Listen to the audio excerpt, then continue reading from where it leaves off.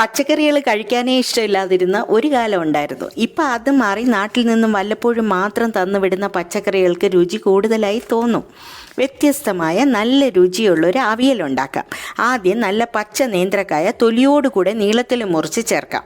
ഇനി പടവലങ്ങ, ചേന, കത്തിരിക്ക, വെള്ളരിക്ക, രണ്ടായി മുറിച്ച അമരയ്ക്ക, മുരിങ്ങയ്ക്ക, കൂടെ തിരുവനന്തപുരത്തിൻ്റെ സ്വന്തമായ രുചിയും മണവും ഉള്ള തൊണ്ടമുളക്, 1/4 സ്പൂൺ മഞ്ഞൾപ്പൊടി, പാകത്തിന് ഉപ്പ്.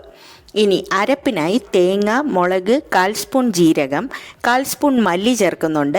ഒരു കൊച്ചുള്ളി, ഒരു വെളുത്തുള്ളി, ഇത്രയും ചതച്ച് 1/4 കപ്പ് വെള്ളവും കറിവേപ്പിലയും ചേർത്ത് അടച്ചു വെച്ച് ചെറു തീയിൽ കുക്ക് ചെയ്ത് പകുതി വെന്ത് കഴിയുമ്പോൾ ഒരു നെല്ലിക്ക വലിപ്പം പുളിയുടെ വെള്ളവും ചേർത്ത് ഒന്നുകൂടെ സ്റ്റീം ചെയ്യാം.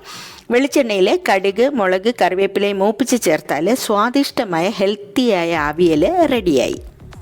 അവിയലിൽ മല്ലി ചേർക്കാറില്ല, എന്നാൽ ഇങ്ങനെ ഉണ്ടാക്കിയപ്പോൾ നല്ല രുചിയുണ്ട്.